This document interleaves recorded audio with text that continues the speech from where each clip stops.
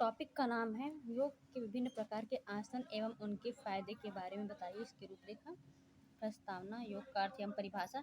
विभिन्न प्रकार के आसन एवं उनके फायदे। निष्कर्ष। प्रस्तावना।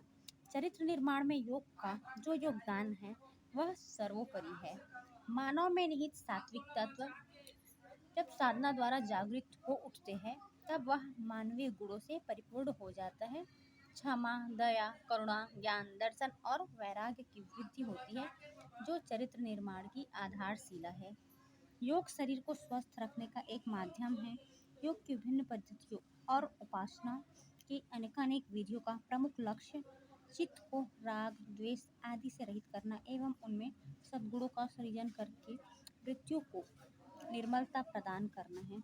जन सामान्य के लिए योग में यम, नियम, आसन, प्राणायाम, प्रत्याहार, धारणा और ध्यान के अभ्यास है जो व्यक्ति को शारीरिक रूप से स्वस्थ, मानसिक रूप से चुस्त और भावनात्मक रूप से संतुलित रखते हैं। अतः योग व्यक्तियों के आध्यात्मिक विकास के लिए पृष्ठभूमि तैयार करता है। विद्यालयीन बच्चों की शारीरिक दक्षता, मानसिक विकास और भावात्मक स्थिरता के द्वारा नैतिक मूल्यों को जागृत करना इसका मुख्य उद्देश्य है।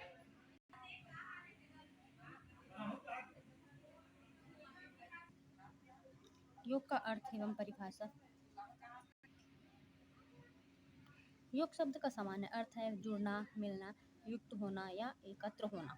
संस्कृत में योग की उत्पत्ति युज धातु से मानी गई है। इसे शरीर, मस्तिष्क और आत्मा के संयोजन के रूप में देखा जा सकता है।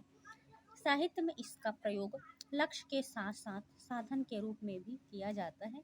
लक्ष्य के रूप में योग उच्चतम स्तर पर व्यक्तित्व के एकीकरण को दर्शाता है। साधना के रूप में योग में विभिन्न प्रक्रियाएं और तकनीकें शामिल होती हैं जो इस प्रकार के विकास के लिए काम में लाई जाती है।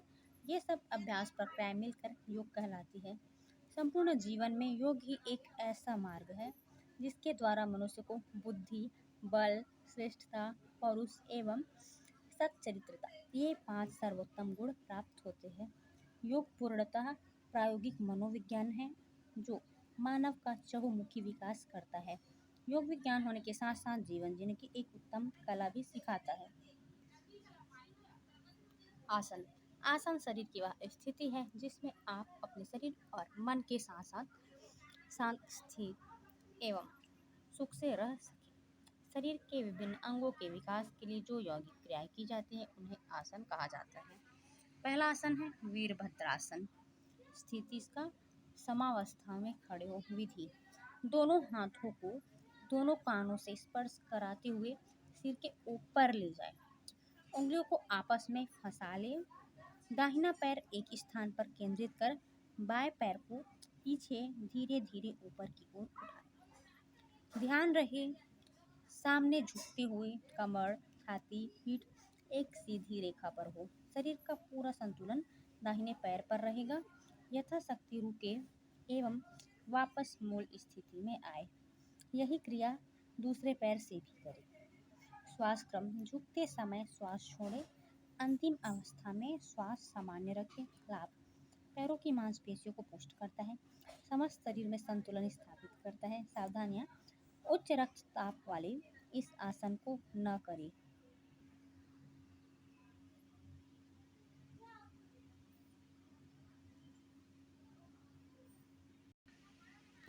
अगला आसन है गरुड़ासन। विधि। समावस्था की स्थिति में खड़े हो जाएं। दाहिना पैर ऊपर उठाएं और बाएं पैर पर इस प्रकार लपेटे कि दाहिनी जांघ का पिछला हिस्सा बाएं जांघ पर स्पर्श करे। हाथों को भी कोहनियों से मोड़कर आपस में लपेट लें।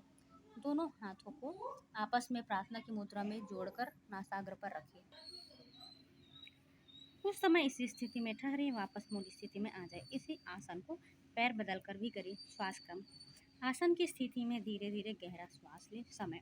यथाशक्ति रुकिए। ध्यान आज्ञा चक्र में रखें। लाभ। इससे एकाग्रता बढ़ती है। शरीर के संतुलन का अभ्यास बढ़ता है।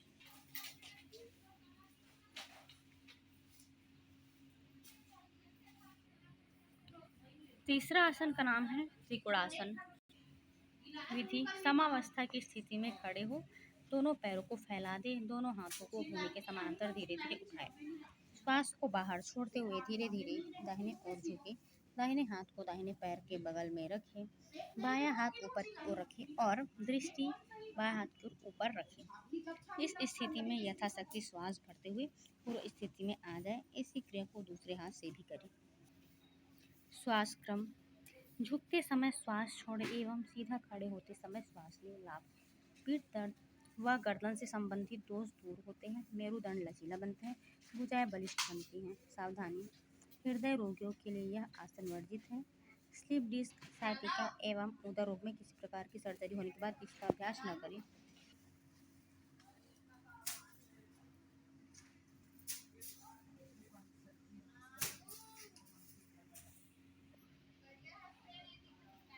नंबर 4 है अर्धचक्रासन। स्थिति। जमीन पर पीठ के बल लेट जाएं। विधि। दोनों पैरों को सटाकर रखें। दोनों हाथों को उल्टाकर कंधों के पीछे रखिए। श्वास भरते हुए कमर छाती को धीरे धीरे ऊपर उठाएं। हाथों और पैरों को अधिक से अधिक समीप लाने का प्रयास करें। इस स्थिति में यथाशक्ति रुकें। धीरे धीरे पूर्व अवस्था में वापस आए। लाभ। कमर दर्द में लाभकारी है। टली हुई नाभि को ठीक करता है। शरीर में लचीलापन बढ़ाता है। शरीर में ताजगी आती है। हाथ पैर की मांसपेशियों को पुष्ट करता है। सावधानी। उच्च रक्तचाप व हृदय रोगी इस आसन को न करें। जिनको चक्कर आता है वे इस आसन को ना करें।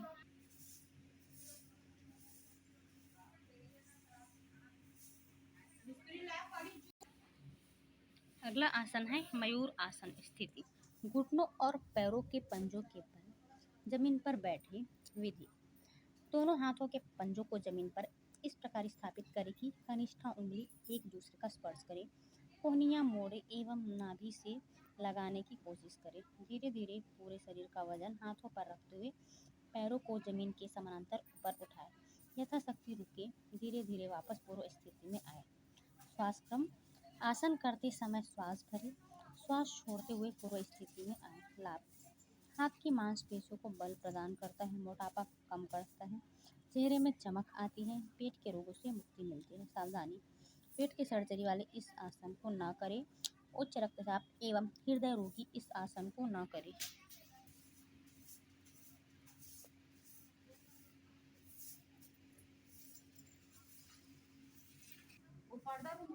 भद्रासन।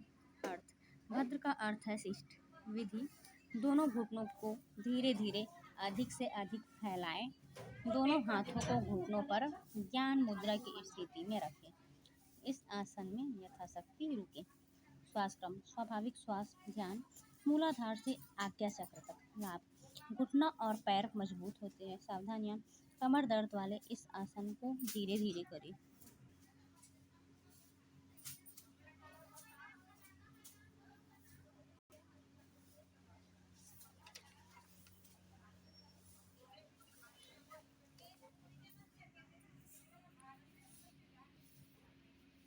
अगला आसन है योग मुद्रासन। इसका अर्थ है योग की मुद्रा। स्थिति।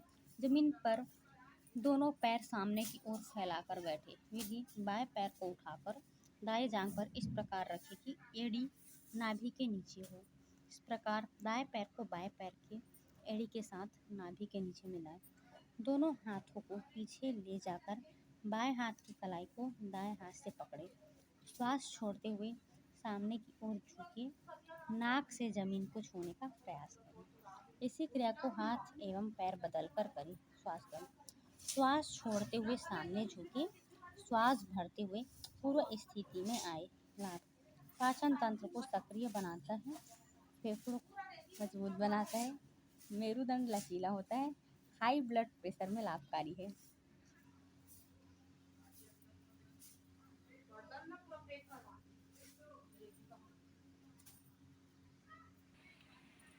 नेक्स्ट आसन है गोमुखासन। स्थिति।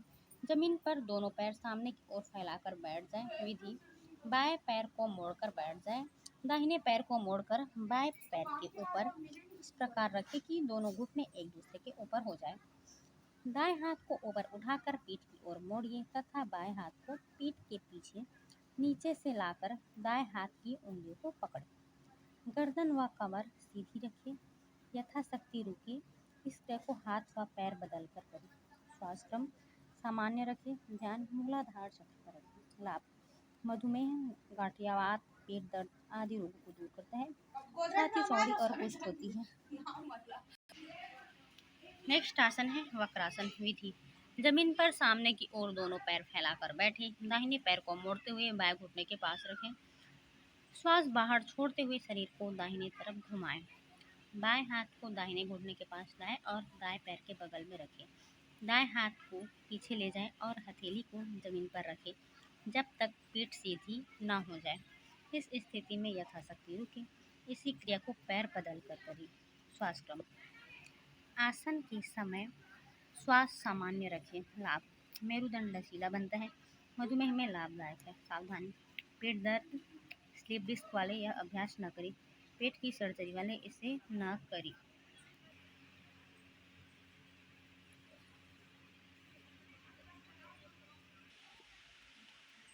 नेक्स्ट आसन है मत्स्यासन स्थिति। दरी या कंबल बिछाकर दोनों पैर फैलाकर बैठे। विधि: पद्मासन लगाकर दोनों कोहनियों की सहायता से शरीर पीछे ले जाकर पीठ के बल होकर सिर जमीन से लगाएं। हथेली की सहायता से शिखा स्थान भूमि से लगाएं। पीठ को ऊपर की ओर उठाएं। दोनों हाथों से दोनों पैर के अंगूठों को पकड़े, यथाशक्ति रुकें। श्वास क्रम: श्वास छोड़ते हुए पीछे रुके एवं श्वास भरते हुए वापस पूर्व स्थिति में आए।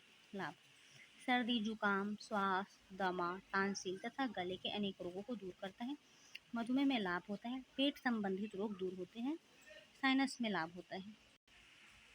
निष्कर्ष: योग के विविध अभ्यास एवं विधियां शारीरिक गठन एवं मांसपेशियों को सुदृढ़ता एवं मानसिक स्वास्थ्य में विशेष योगदान देते हैं।